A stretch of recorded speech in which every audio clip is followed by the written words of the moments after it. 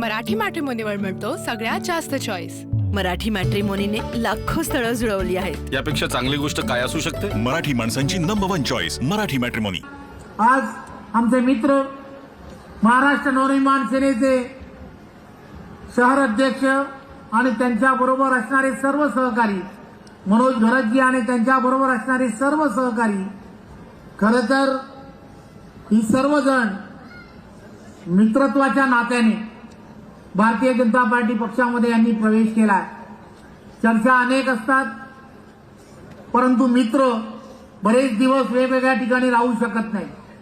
त्यामुळे सर्व मित्र हळूहळू का होईना एकत्र यायला आता सुरुवात झाली आहे। मला वाटतं मोठा मित्र सुद्धा लवकर येईल, खात्री आहे। कधी यायचा फक्त वेळ आणि काळ फक्त शोधतोय। एक दिवस येईल, विकासजी बरोबर आहे, कधी ना काहीतरी एक दिवस येईल। तुम्ही आणि आम्ही सर्वजण साक्षीदार आहोत। हे शहर जे आहे हे सांस्कृतिक शहर म्हणून या शहराची ओळख आहे। प्रत्येक जण राजकारणाच्या पलीकडचा असणारा मित्र आहे। त्यामुळे हे मित्रत्वाचं नातं हे युतीमुळे अजून घट्ट झालंय। त्यामुळे युतीमुळे घट्ट झालेलं हे नातं हे टिकवण्याची जबाबदारी सुद्धा आता आम्हा सर्वांवरती आहे। आपण ते टिकवाल याची खात्री आहे। जय हिंद, जय महाराष्ट्र। आपल्याला माहिती आहे की डोंबिवली शहरामध्ये एखादी प्रचार सभा घ्यावी आणि महायुतीमध्ये ती प्रचार सभा घ्यावी असं बऱ्याच दिवसापासून ठरलं होतं आणि म्हणून आज या प्रभागामध्ये महायुतीचा प्रवास आहे। एवढं इझी नसतं। आजही बोलताना परत मला तसंच ते फिलिंग येणार। पण आणि या सगळ्या कार्यकाळात जे माननीय राजसाहेबांना अभिप्रेत होतं, आंदोलनं असतील, मोर्चे असतील, चांगलं काम असेल, कुठलं एखादे उद्यान असेल द्यायचं किंवा स्मशानभूमी, असंख्य कामं आम्ही केलेली आहेत। त्यामुळे सोशल मीडियावर व्यक्त होणारी जी लोक असतात त्यांनी आधी हे सगळं बघावं, गेल्या 20 वर्षात आम्ही काय केले आणि काय नाही केले। पॅनलची परिस्थिती अतिशय वाईट झाली कारणाने प्रभाग म्हणजे माझा जो पॅनल होता 27 नंबर, त्याची परिस्थिती अतिशय वाईट झाली। उबाटा गटाचे जे स्थानिक नेते आहेत त्यांनी त्यांच्या वरिष्ठांचं सुद्धा ऐकलं नाही आणि त्यामुळे त्या पॅनलमध्ये उबाटा गटाचे पण उमेदवार दिसतात आणि महाराष्ट्र नवनिर्माण सेनेचे पण उमेदवार दिसतात। आता जर दोघांचे उमेदवार त्याच पॅनलमध्ये दिसत असतील तर आम्ही कुठल्या यांनी ठाकरे ब्रँड घेऊन पुढे जायचं, लोकांना कसं कन्व्हिन्स करायचं? आता त्यांचे उमेदवार जे आहेत 2 दिलेले ते वेगळा प्रचार करतात। आम्ही जो सन्माननीय नेते राजूदादा पाटील यांनी जे उमेदवार दिलेले, राजसाहेबांनी जे उमेदवार दिलेले ते एकटे वेगळे प्रचार करतात। कालपर्यंत आम्ही त्यांच्याबरोबर होतो, आजपर्यंत होतो। जोपर्यंत पक्ष आहे तोपर्यंत पक्षाचं जे काय आम्हाला योग्य वाटतं ती सगळी कामं केलेली।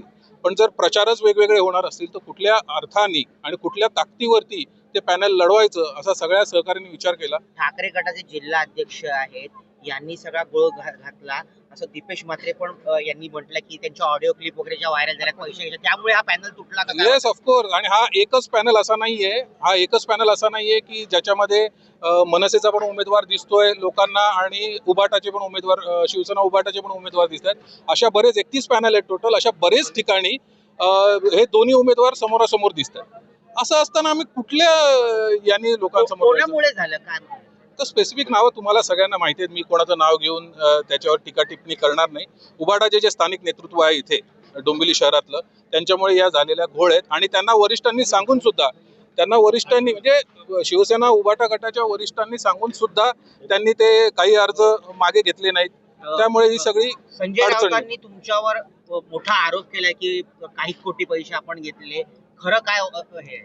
बघा, आता आरोप कुठलाही लहान कार्यकर्ता जरी गेला पक्ष सोडून तरी त्याच्यावरती हे आरोप होणारच आहेत।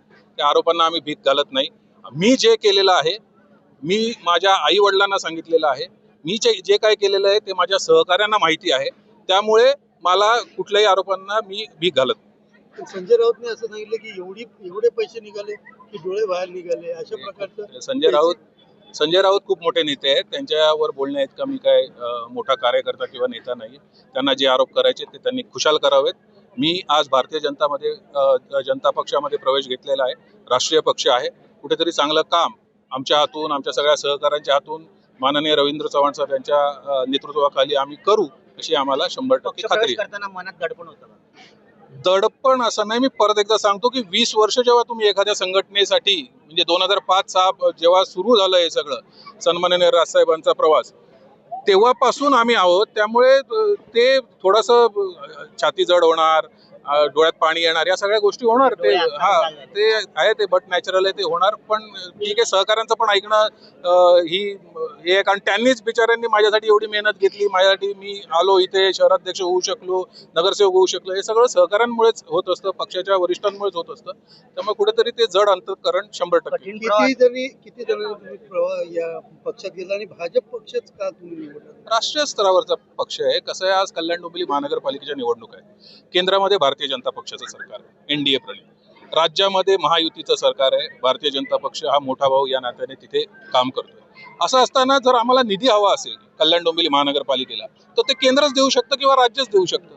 आणि जर केंद्र आणि राज्याकडूनच जर निधी आपल्याला कल्याण डोंबिवली महानगरपालिकेला मिळणार असेल आणि भाजपकडूनच, तर मग दुसरा पक्ष कशाला निवडावा? आणि इथे दुसरं कुठल्या पक्षाचं जास्त चालत नाही. निवडणुकीच्या पूर्वी आपण पक्षप्रवेश का नाही केला? कारण की आपण पक्षप्रवेश केला तर आपण आपल्याला निवडणुकीत उमेदवारी उभा राहतात. मी तुम्हाला परत परत तेच सांगतोय की हा निर्णय घेणं एवढं इझी नसतं. हा कुठलाही निर्णय घेणं. मी आता सगळं झाल्यावर प्रवेश घेतलेला आहे.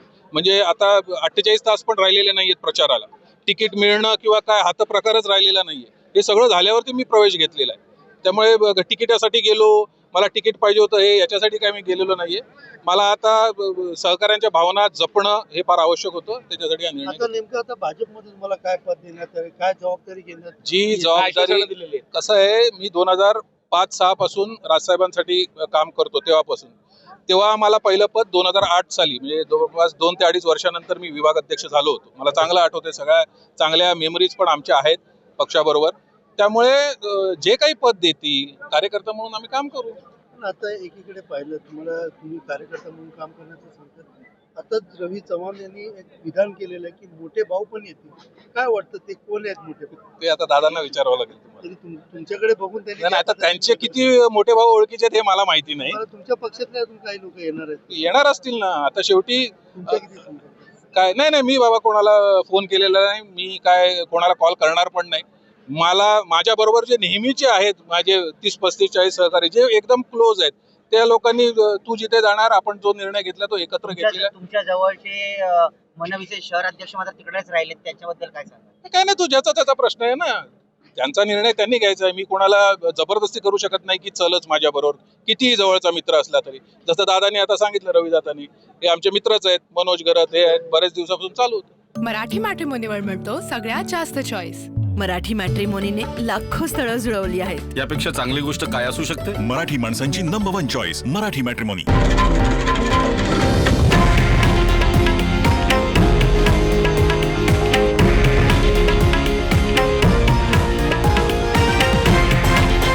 हे आहे देशातील नंबर 1 न्यूज नेटवर्क आणि आपण पाहत आहात TV9 मराठी, एकमेव.